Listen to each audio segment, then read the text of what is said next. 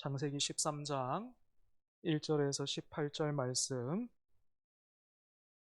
살아계신 하나님이 오늘 또 우리에게 말씀하실 때에 믿음으로 사모함으로 잘 받는 저와 여러분 되기를 바랍니다. 제가 봉독하겠습니다. 아브라함이 애굽에서 그와 그의 아내와 모든 소유와 롯과 함께 네겝으로 올라가니 아브라함에게 가축과 은과 금이 풍부하였더라. 그가 네겝에서부터 길을 떠나 베델에 이르며 베델과 아이 사이 곧 전에 장막 쳤던 곳에 이르니 그가 처음으로 제단을 쌓은 곳이라. 그가 거기서 여호와의 이름을 불렀더라. 아브라함의 일행 롯도 양과 소와 장막이 있으므로 그 땅이 그들이 동거하기에 넉넉하지 못하였으니 이는 그들의 소유가 많아서 동거할 수 없었음이니라. 그러므로 아브라함의 가축의 목자와 롯의 가축의 목자가 서로 다투고 또 가나안 사람과 브리스 사람도 그 땅에 거주하였는지라. 아브라함이 롯에게 이르되 우리는 한 친족이라 나나 너나 내 목자나 네 목자나 서로 다투게 하지 말자. 내 앞에 온 땅이 있지 아니하냐. 나를 떠나가라. 내가 좌하면 나는 우하고 내가 우하면 나는 좌하리라. 이에 롯이 눈을 들어 요단 지역을 바라본즉 소알까지 온 땅에 물이 넉넉하니 여호와께서 소돔과 고모라를 멸하시기 전이었으므로 여호와의 동산 같고 애굽 땅과 같았더라. 그러므로 롯이 요단 온 지역을 택하고 동으로 옮기니 그들이 서로 떠난지라. 아브라함은 가나안 땅에 거주하였고 롯은 그 지역의 도시들에 머무르며 그 장막을 옮겨 소돔까지 이르렀더라. 소돔 사람은 여호와 앞에 악하며 큰 죄인이었더라. 롯이 아브라함을 떠난 후에 여호와께서 아브라함에게 이르시되 너는 눈을 들어 너 있는 곳에서 북쪽과 남쪽 그리고 동쪽과 서쪽을 바라보라. 보이는 땅을 내가 너와 내 자손에게 주리니 영원히 이르리라. 내가 내 자손이 땅의 티끌 같게 하리니 사람이 땅의 티끌을 능히 셀 수 있을진데 내 자손도 세리라. 너는 일어나 그 땅을 종과 횡으로 두루 다녀 보라. 내가 그것을 내게 주리라. 이에 아브라함이 장막을 옮겨 헤브론에 있는 마므레 상수리 수풀에 이르러 거주하며 거기서 여호와를 위하여 제단을 쌓았더라. 아멘. 언젠가 한번 말씀드린 적이 있는 것 같은데 복음송은 아니지만 저는 그 윤종신 씨가 작사 작곡한 오르막길이라는 노래를 좋아합니다. 무엇보다도 참 가사가 많이 와 닿는데요. 앞에 부분만 조금 소개해드리면 이렇습니다. 이제부터 웃음기 사라질 거야. 가팔은 이 길을 좀 봐. 그래 오르기 전에 미소를 기억해 두자. 오랫동안 못 볼지 몰라. 완만했던 우리가 지나온 길엔 달콤한 사랑의 향기. 이제 끈적이는 땀, 거칠게 내쉬는 숨이 우리 유일한 대화일지 몰라. 제가 왜 이 노래를 좋아하는가 하면 아브람뿐만 아니고 우리 신앙의 여정이 비록 유행가이기는 하지만 여기에 잘 표현되어 있는 것 같기 때문입니다. 하나님을 믿으면 복 받는다. 여러분 어떻게 생각하십니까? 하나님을 믿으면 복 받습니까? 어때요? 하나님을 믿으면 정말 복 받아요? 여러분은 어떤지 모르겠는데 저는 정말로 그렇게 믿습니다. 하나님을 믿으면 복 받아요. 하지만 여러분, 그래서 하나님을 믿고 나니까 늘 박수 치면서 웃을 일만 있던가요? 인생에 레드카펫 깔렸습니까? 그렇지가 않죠, 그죠? 그렇잖아도 힘든 삶을 뒤로하고 위로를 기대하면서 하나님 앞에 나오지만 우리의 현실은 늘 오르막길입니다. 이건 아브람도 마찬가지였습니다. 하나님의 명령대로 고향과 친척과 아버지의 집을 떠나서 가나안 땅까지 왔지만 레드카펫을 밟고 온 것은 아니죠. 도착한 땅도 풀옵션으로 몸만 들어가면 살 수 있는 그런 상태가 아니었고 이미 거기에는 다른 사람들이 살고 있었습니다. 하지만 그래도 아브라함은 낙심하거나 절망하지 않았습니다. 가나안 땅에 도착한 아브라함은 너무나 기특하게도 하나님 앞에 제단을 쌓았고 거기에서 하나님의 이름을 불렀습니다. 예배했다라는 것이죠. 그것도 한 번만 그렇게 한 것이 아니고요. 옮겨가는 곳마다 부지런히 아브라함은 하나님을 예배했습니다. 그런데 이런 아브라함에게 더 가파른 오르막길, 아니 이건 길도 아닌 것 같아요. 넘을 수 없는 것만 같은 큰 문제가 생겼습니다. 그 땅에, 약속의 땅인데요, 심한 기근이 임한 것입니다. 장기나 바둑을 두시는 분은 아시겠지만 옆에서 훈수를 두면 길이 다 보입니다. 여기서는 이렇게 해야지, 아 저기가 위험하구나, 다 보여요. 하지만 막상 내가 그 장기판에 앉고 바둑판 앞에 앉으면 시야가 좁아져서 잘 안 보이죠. 그러다가 엉뚱한 수를 둘 때가 있는데 아브람도 그랬습니다. 훈수를 두자면 심한 기근 앞에서 아브람 어떻게 해야 했습니까? 우리가 훈수를 한번 떠보죠. 아브람 어떻게 해야 됐습니까? 하나님을 불러야죠. 더 크게 불러야죠. 믿음으로 인내해야죠. 우리는 다 압니다. 하지만 태산 같은 문제와 감당할 수 없었던 현실 앞에서 아브람은 다른 게 안 보였어요. 너무 안타깝게도 우리도 그렇지 않습니까?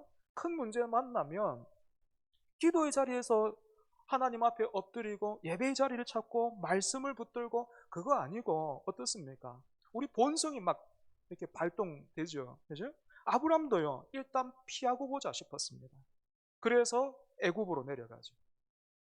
물론 가볍게 선택한 건 아니었을 겁니다. 주변 사람들을 보니까, 또 나름대로 치밀하게 계산해 보니까 애굽에서 계속 살겠다는 것도 아니고 급한 불만 끄고 돌아오면 별 문제가 없겠다 싶었습니다. 그래서 애굽으로 내려갑니다. 그런데 애굽에서 어떤 일 있었습니까? 아브라함은 혹시 있을지도 모르는 위험에 대비해서 애굽 사람들 앞에서 아내를 누이라고 속이죠. 그러다 애굽의 왕 바로가 아내 사례를 데리고 가면서 아브라함은 졸지에 바로의 큰 처남이 됐습니다. 아브라함이 바로의 큰 처남이 되는 것은요, 아브라함의 계획에 있던 일도 아니고 하나님의 뜻도 아니었습니다. 여러분, 자기 꾀에 자기가 걸려서 아내를 그렇게 바로에게 보냈던 아브라함의 심정은 어땠을까요?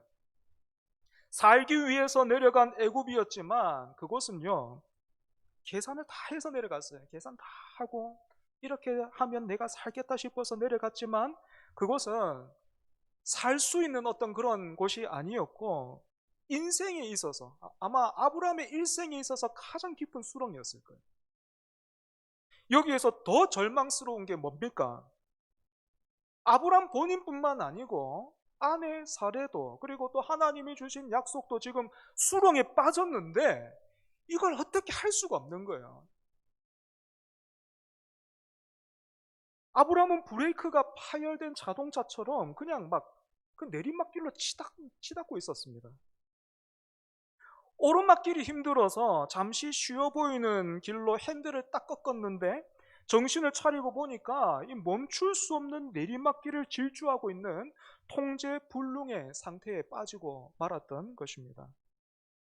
그런데 여러분, 바로 이 지점에서 복음이 시작되죠. 아브라함의 손에서 모든 상황이 떠나버린 이 순간에 하나님이 그 인생의 핸들을 딱 잡으십니다. 하나님은 애굽의 바로의 집에 큰 재앙을 내리시면서 아브라함의 아내 사례를 되찾아서 원래의 자리에 딱 오시죠. 그죠? 아브라함은 아내 사례도 지키지 못했지만 하나님은 사례뿐만 아니고 하나님이 아브라함에게 주셨던 그 약속까지 하나님이 친히 지키셨습니다. 우리가 흔히 나락으로 떨어졌다라고 말하는 그 지점까지, 그 밑바닥까지 하나님은 그 인생을 따라 내려가셔서 브레이크 없이 추락하고 있던 아브라함을 기어이 건져 올리시는 것입니다. 2일 후에 아브라함이 애굽을 떠났습니다. 말이 좋아서 떠났지 솔직히 말하면 추방당한 거죠. 애굽에서 나온 아브라함, 이제 어디를 향해 가고 있습니까? 오늘 본문 1절을 보면 네겝으로 올라가니 이렇게 되어 있습니다. 네겝은 가나안 땅 남방 한계선을 가리키는데요, 여기에서 중요한 것은 지명보다는 이 올라갔다라는 표현이에요. 올라갔다. 하나님 없이 브레이크가 고장난 자동차처럼 내리막길을 질주하고 있던 아브라함이 하나님의 은혜에 붙들려 하나님의 그 신실함에 붙들려 다시금 약속의 땅으로 올라가고 있는 것입니다. 여러분, 아브라함의 입장에서 애굽에서 있었던 일은 어떤 의미였겠습니까? 하나님으로부터 언약을 받은 당사자로서, 그리고 한 가정의 가장으로서, 무엇보다 남편으로서 아브라함은 대단히 부끄러웠을 겁니다. 그런데 여러분, 2절을 한번 보십시오. 너무 막 부끄러운 그 상황을 뒤로 하고 네겝으로 올라가고 있는 그 아브라함의 상태를 여러분 어떻게 묘사하고 있습니까? 아브라함에게 가축과 은과 금이 풍부하였더라, 이렇게 되어 있어요. 아브라함이 이전보다 더 큰 부자가 됐다라는 것입니다. 하지만 우리는 이 재산이 어디서 나온 건지 알죠? 그죠? 어떻게 아브라함이 이전보다 더 부자가 됐는지 압니다. 어떻게 됐습니까? 애굽의 바로가 아내 사례를 데리고 가면서 혼수격으로 아브라함에게 이것저것 막 더해준 거잖아요. 그래서 아브라함의 입장에서 보면 지금 2절에 나오는 가축과 은과 금은 자랑할 게 못 되는 거예요. 하지만 여러분, 이 2절의 말씀이요, 2절에 나오는 재산이 늘었다라는 이 표현이 수치나 정죄의 의미가 아니고 은혜와 복의 의미가 담겨 있습니다. 무슨 말인가 하면 구약 성경에서는 하나님의 복되심과 영광이 종종 부와 장수와 형통으로 나타나 있습니다. 복의 근원 되신 하나님을 잘 믿고 그 하나님을 섬기고 그 하나님과 동행하는 것이 얼마나 풍성한 삶이고 얼마나 귀한 삶이고 아름다운지를 구약 성경은 종종 이런 가축이나 은과 금으로 보여준단 말이에요. 그래서 여러분, 달라진 것이 아브라함의 재산밖에 없는가 하면 그래도 애굽에 있었던 그때를 돌아보면 너무 부끄럽고 너무 창피하고 수치스럽지만 아내한테도 잘못했고 하나님 앞에도 불충했지만 그래도 재산은 늘었지 않냐, 그러니 뭐 얻은 게 있으니 됐다, 여러분 그런 말이 아닙니다. 그러면 아브라함은 도대체 무엇으로 어떤 복을 누렸을까요? 이 재산뿐만 아니라 아브라함은 도대체 어떤 복을 누렸을까요? 3절을 보면 아브라함이 네게부와 베델을 거쳐서 어디로 갑니까? 베델과 아이 사이, 곧 전에 장막 쳤던 곳까지 갑니다. 왜 갔을까요? 여기까지요. 여러분, 본문 4절 한번 보십시오. 어, 아브라함이 새롭게 이렇게 온 곳이 새로운 곳이 아니죠. 에, 어떤 곳이었습니까? 그가 처음 제단을 쌓은 곳이라. 그가 거기서 여호와의 이름을 불렀더라. 애굽에서 실패한 아브라함은 자기가 가나안 땅에 들어와 처음으로 제단을 쌓은 곳으로 갔습니다. 꼬여버린 실타래를 풀기 위해서는 여러분 어떻게 해야 됩니까? 실타래가 막 이렇게 꼬여 있어요. 우리 인생이 막 이렇게 꼬여 있는 것 같아요. 애굽에서 아브라함의 인생이 막 이렇게 꼬인 것 같아요. 관계도 막 꼬였어요. 그러면 어떻게 해야 됩니까? 일단 막 이렇게 꼬여 있는 실타래 뭐 이런 거 보면 이거 풀어야 되면 짜증부터 나죠. 그죠? 그렇다고 해가지고 여기저기 막 잡아당기면 어떻게 됩니까? 더 꼬여버리죠. 그럴 때는 어떻게 해야 됩니까? 실마리를 찾아서 천천히 풀어야 됩니다. 마찬가지로 애굽에서 그 부끄러운 그 과거를 뒤로 하고 지금 이 가나안 땅에 다시 들어온 아브라함이 제일 먼저 한 일은 잃어버렸던 예배를 회복하는 것이었습니다.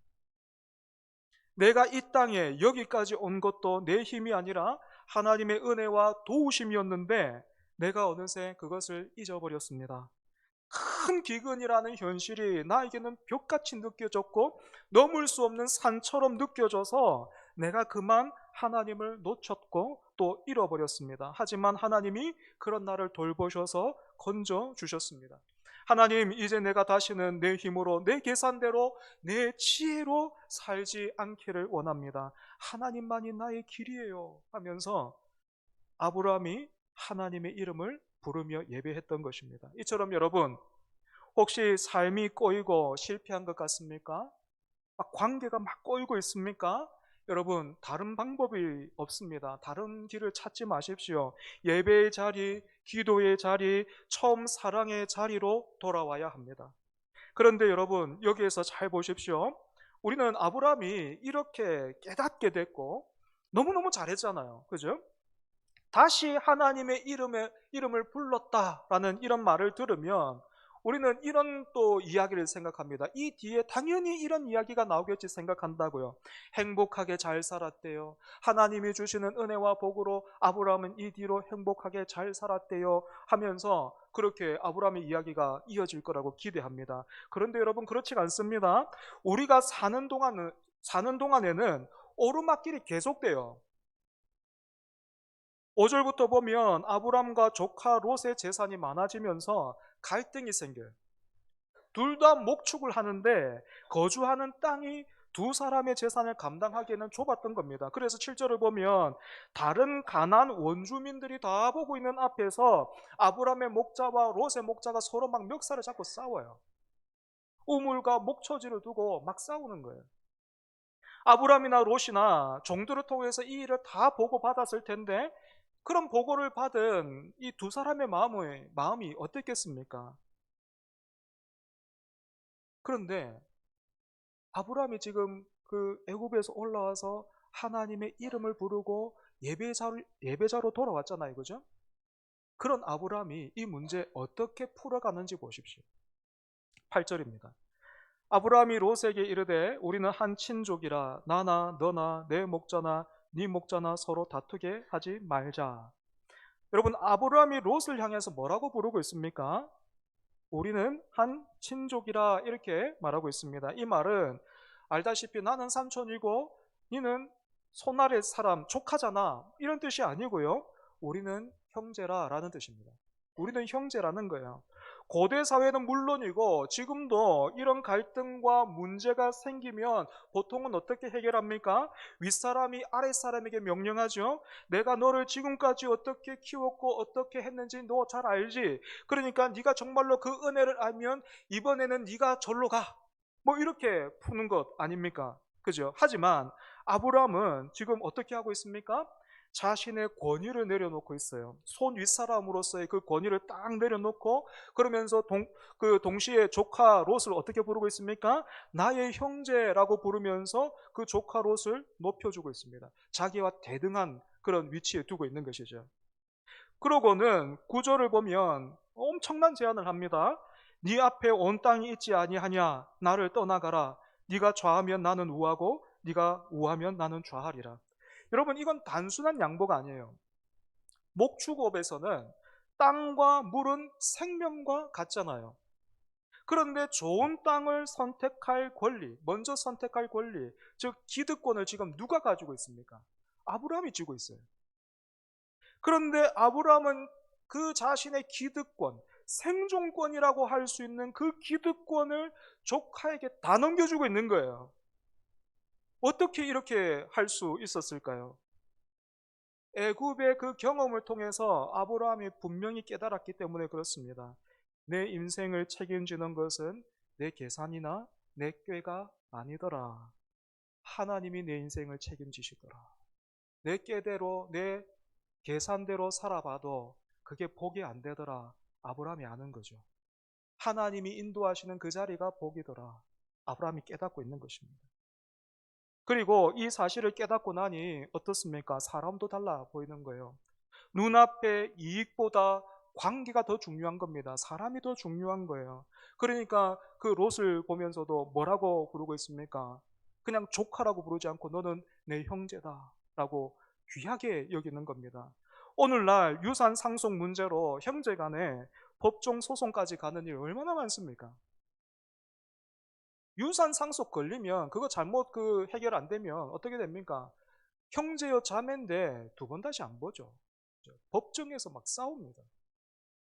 심지어는 교회 안에서도 저마다의 유익을 따지면서 얼마나 얼굴을 붉히고 섭섭해합니까? 여러분, 다시 한번 오늘 본문에서 아브라함이 조카에게 자신의 권리를 양보하고 하나님의 인도하심과 은혜를 기다리고 있는 이 모습 다시 한번 여러분 보십시오. 바로 이것이 은혜 받은 사람의 모습입니다. 은혜를 아는 사람의 모습이에요. 믿는 사람의 멋입니다. 믿는 사람에게 허락된 능력이에요. 진짜 어른의 모습이잖아요. 그렇다면 이런 엄청난 그 제안에 롯 입장에서는 어떻습니까? 대단한 은혜를 입었죠, 지금.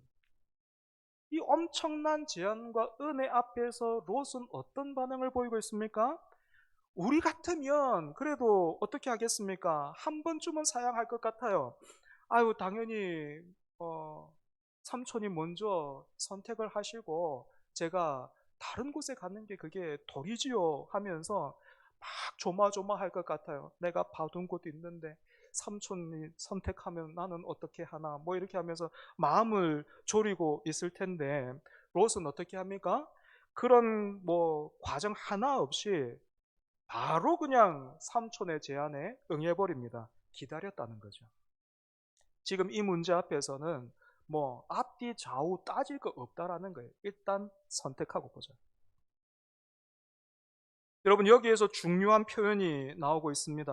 10절을 보면 이에 롯이 눈을 들어 이렇게 돼 있어요. 롯이 눈을 들었다. 롯이 미간에 힘을 잔뜩 준 채 시야에 들어오는 그 땅을 열심히 살피고 계산했던 겁니다. 그래서 선택한 곳이 어딥니까? 소돔과 고모라가 있던 요단 지역을 택했습니다. 롯이 이곳을 선택했던 이유가 뭡니까? 역시 10절 마지막을 보면 여호와의 동산 같고 애굽 땅과 같았더라 이렇게 되어 있습니다. 여러분 이 말에 담긴 의미가 무엇입니까? 사실 롯이 가고 싶었던 곳이 어딘 거예요? 롯은 어디를 더 좋아했습니까? 애굽 땅을 좋아했어요. 롯은 애굽 땅 가고 싶었던 겁니다. 그런데 이 삼촌 때문에 애굽에는 갈 수 없으니까 부지런히 찾고 또 찾은 곳이 애굽과 비슷한 곳이었던 겁니다. 여러분 롯은요 우르에서 하란 그리고 하란에서 가나안 땅 그리고 가나안 땅에서 애굽 또 애굽에서 다시 가나안 땅까지 아브라함의 모든 여정에 함께 동행했던 사람입니다. 그럼에도 불구하고 롯은 어떻게 하고 있습니까? 눈을 들어 약속의 땅 밖에 있는 요단 지역을 택하고 있습니다. 믿음의 여정에 동참하기는 했는데 생각대로 살았던 거예요. 그리고 또 계산대로 선택하고 있는 것입니다. 여러분 그 결과가 어땠습니까? 실컷 따라다녔는데 결국에 딱 선택한 거. 자기한테 권리와 어떤 힘과 이유와 명분이 딱 주어지자 롯이 딱 붙은 게 뭡니까? 약속의 땅이 아닌 거예요. 다 따라다녔다니까요. 다 따라다녔어요. 그 아브라함이 당하는 일들을 다 봤단 말입니다. 옆에서 다 봤어요. 그런데 그 결과 딱 진 게 뭡니까? 요단 원들이에요.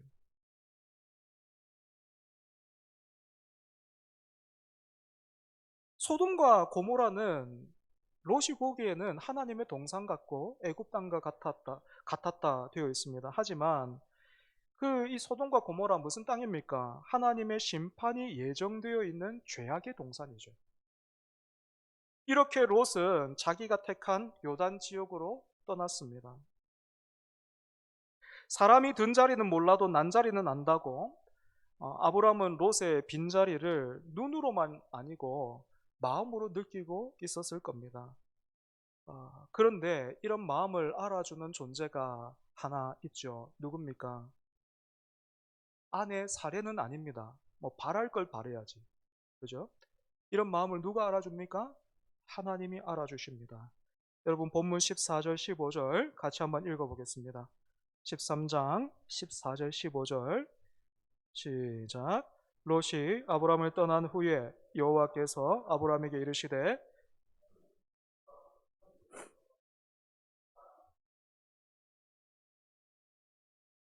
보이는 땅을 내가 너와 내 자손에게 주리니 영원히 이르리라. 아멘. 뭔가 이상하죠. 하나님이 하셨던 말씀을 또 해요. 그죠? 그런데 이전과 차이가 있다면 영원히 이르리라라는 그 약속이 추가되어 있다라는 것입니다. 그런데 이 주신 약속의 내용보다 이 약속을 주시는 하나님의 마음을 여러분들과 좀 나누고 싶습니다. 롯은 자기가 눈을 들어 생각한 대로, 계산한 대로 선택을 했다면 하나님은, 아브람은 하나님이 눈을 들어 바라보라 하셨습니다. 그죠? 그런데 여기서 바라보라 하시는 말씀을 원어로 보면 들라라는 이 명령 뒤에 히브리어로 한 단어인데요. 나라는 단어가 붙어 있습니다. 그런데 이 단어가 영어 성경에도 그렇고 우리말 성경에도 그렇고 번역되어 있지 않습니다. 왜냐하면 이 단어를 번역하기가 굉장히 모호하고 어렵기 때문입니다. 이 히브리어로 나라는 이 단어의 의미는 우리말로는 제발, 또 영어로는 please 라는 그런 의미가 있습니다. 하나님이 명령하시면서 무슨 사람에게 이렇게 제발이라고 말씀하시고 please라고 말씀하실까 싶지만, 여러분, 이 나라는 단어는 성경에 오늘 여기만 등장하는 게 아니고 창세기에서도 몇 번 더 등장합니다. 언제 등장하냐면 15장 5절에서 하나님이 다시 한번 이삭을 주겠다라고 말씀하실 때, 그리고 또 22장 2절에서 이삭을 바치라 라고 하실 때 이 단어가 사용되고 있습니다. 여러분, 어떤 공통점이 있습니까? 상황으로 보면 어떤 공통점이 있습니까? 인간이 이성적으로 합리적으로 받아들일 수 없는 내용을 하나님이 말씀하실 때에 이 단어가 사용되고 있어요. 말하자면 진짜로 듣는 이의 믿음이 필요할 때 이 나라는 단어가 사용되고 있다는 것입니다. 그렇다면 오늘 본문에서는 왜 이 단어가 사용됐겠습니까? 이제까지 여정을 함께 했던 조카였지만 한편으로 아브라함에게 롯은 아들과 같은 사람이었습니다. 그런데 그 롯이 떠나버렸고 또 롯이 선택한 요단 지역과는 다르게 이제 아브라함은 척박한 곳에서 살아야만 했어요. 그런 아브라함을 하나님은 위로해 주시고 싶었고 아브라함이 흔들리지 않도록 붙들어 주시려고 했던 것입니다. 하나님이 이렇게 말씀하시는 거죠. 오르막길이 계속되겠지만 걱정하지 마라. 눈을 들어 이 땅을 바라봐라. 보이는 땅을 내가 너의 후손들에게 다 주겠다. 이 넓은 땅을 차지하려면 그만큼 많은 사람들이 필요하겠지. 그래, 내가 너의 후손을 땅의 티끌처럼 많아지게 할 것이다. 그러니 아브라함아, 잘했다. 이번에 참 잘했다. 그래, 이렇게 하는 거야. 계속해서 힘을 내라 하시는 거예요. 이 놀라운 위로와 약속을 받은 아브라함이 이제 어떻게 합니까? 18절입니다. 이에 아브라함이 장막을 옮겨 헤브론에 있는 마므리 상수리 수풀에 이르러 거주하며 거기서 여호와를 위하여 제단을 쌓았더라. 롯은 소돔으로 장막을 옮겼지만 아브라함은 헤브론으로 장막을 옮겼습니다. 여러분, 헤브론이라는 이 지명의 뜻이 무엇인지 아십니까? 교제, 친구, 연합이라는 뜻이 있습니다. 아브라함은 눈에 보이는 그 두 번째 애굽 같은 그런 곳을 찾아간 것이 아니고 성공의 기회가 있는 곳을 찾아간 것이 아니고 비록 조금 불편하고 거친 오르막길이라 한다 할지라도 하나님과 깊이 교제할 수 있는 곳, 하나님과 그 친구처럼 그렇게 친밀하게 동행할 수 있는 곳, 그곳을 선택한 것입니다. 그곳이 바로 헤브론이었던 것이죠. 그리고 그곳에서 또다시 아브라함은 예배의 제단을 쌓았습니다. 말씀을 정리하겠습니다. 우리는 아브라함과 롯을 통해 인생을 대하고 살아가는 전혀 다른 두 가지 방식을 봤습니다. 아브라함은 믿음으로 살았다면 물론 계산대로 살기도 했죠. 하지만 그 계산대로 사는 것이 나에게 복이 되지 않구나.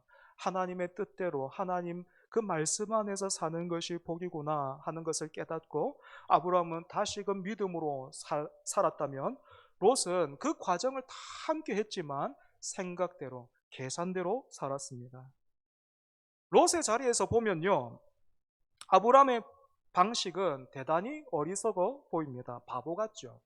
좋은 거 선택할 수 있는데 그 권리를 다 포기한다. 그리고 그것보다 훨씬 못한 것을 그 막 빙 둘러가는 길 같고 척박한 그곳으로 자기가 알아서 선택해서 간다. 바보 같죠. 그런데 여러분, 그렇지가 않다라는 말입니다. 왜냐하면 그 길에 하나님이 동행하시기 때문입니다. 하나님은 애굽에서 아브라함을 건져 올리셨듯이 우리의 수치와 실수를 바꾸어서 깊이와 너비를 만들어내시고 거기에 은혜와 사람을 담게 하십니다. 애굽에서 있었던 일은 없었으면 좋았겠죠. 그런데 하나님이 얼마나 놀라운지 보십시오. 그 일을 통해서 아브라함은 부끄럽기만 했어요. 그런데 그 일을 통해서 하나님은 깊이를 만들어내시는 거예요. 롯을 담을 수 있게 하시는 거예요. 여러분, 하나님 없는 길은 내리막길이고 하나님 없는 선택은 당장은 그것이 천국 같아 보인다 할지라도 수치와 멸망뿐입니다. 하지만 하나님과 동행하는 길은 오르막길이라도 생명의 길입니다. 누가 이 길 갑니까? 아브라함이 이 길을 어떻게 가고 있습니까? 예배하고 있죠. 그죠? 계속해서 예배하고 있죠. 예배자가 이 길 가는 거예요. 그러니 여러분, 우리가 오늘뿐만 아니고 하나님께서 우리에게 더해주시는 그 일주일 하루하루 어떻게 살아야 되겠습니까? 예배자로 살아야 합니다. 예배자로 사는 것 어떻게 사는 것입니까? 로마서 12장 1절 말씀 다시 한번 암송해 보겠습니다. 로마서 12장 1절. 그러므로 형제들아, 시작. 그러므로 형제들아, 내가 하나님의 모든 자비하심으로 너희를 권하노니 너희 몸을 하나님이 기뻐하시는 산제물로 드리라. 이는 너희가 드릴 영적 예배니라. 까먹으면 안 된다니까. 까먹으면 안 돼요. 그 통장에 있는 돈은 그렇게 막 그 눈에 불을 켜면서 지키시면서 막 그거 막 날아가면은 막 큰일 나는 거잖아요. 마음속에 있는 그 금고에 있는 그 말씀의 예치금은 어떻게 그렇게 쉽게 날아갑니까? 여러분, 까먹으면 안 돼요. 다시 한번 합시다. 로마서 12장 1절 시작. 그러므로 형제들아, 내가 하나님의 모든 자비하심으로 너희를 권하노니 너희 몸을 하나님이 기뻐하시는 거룩한 산 제물로 드리라. 이는 너희가 드릴 영적 예배니라. 아멘. 이 말씀대로 우리 한 주간 하나님 앞에 예배자로 살아가는 저와 여러분 되기를 바랍니다. 우리 말씀 기억하면서 함께 기도하겠습니다. 우리 반주해 주시고요. 기도하겠습니다. 꾀대로 살고 계산대로 살면서 내려가는 인생 아니라 하나님과 동행하며 올라가는 삶 살게 하여 주옵소서. 오르막길 같은 삶에 예배를 통해 위로와 힘을 얻게 해주시고 소돔과 고모라 같은 세상에서 말씀 붙들고 하나님과 연합하여 살기를 힘쓰는 우리 되게 해달라고 이 시간 함께 기도하겠습니다.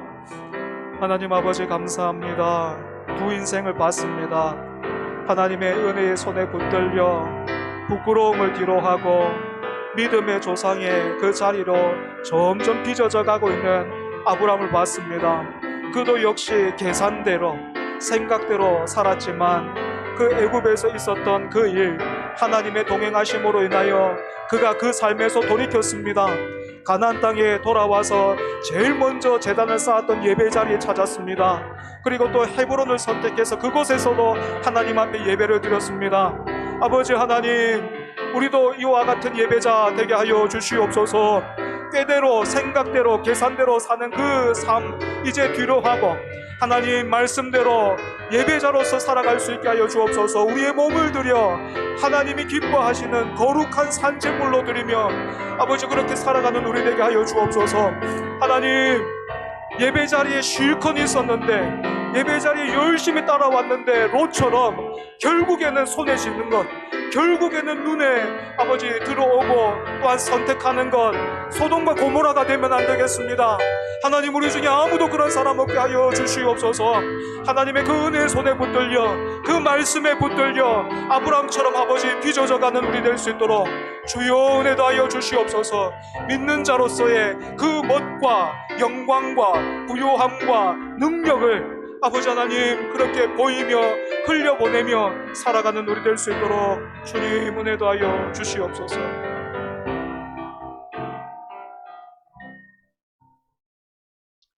브레이크가 고장난 자동차처럼 죄와 사망으로 치닫고 있던 우리 건져 올리시고 오늘 또 예배를 통해서 또 말씀으로 우리를 붙들어 주시는 하나님 은혜를 감사합니다. 하나님, 믿고 있지만 믿음대로 사는 것보다 롯처럼 우리는 계산하고 여전히 꾀대로 살기에 익숙합니다. 이런 우리 용서해 주시고 긍휼히 여겨 주옵소서. 하나님의 은혜를 깨달은 아브라함이 그 삶에서 다른 모습을 보였던 것처럼, 다른 결정을 내리고 그 조카를 다르게 대했던 것처럼 우리를 통해서도 하나님의 복되심과 영광이 그렇게 드러나고 흘러가게 하여 주옵소서. 예수님 이름으로 기도합니다. 아멘.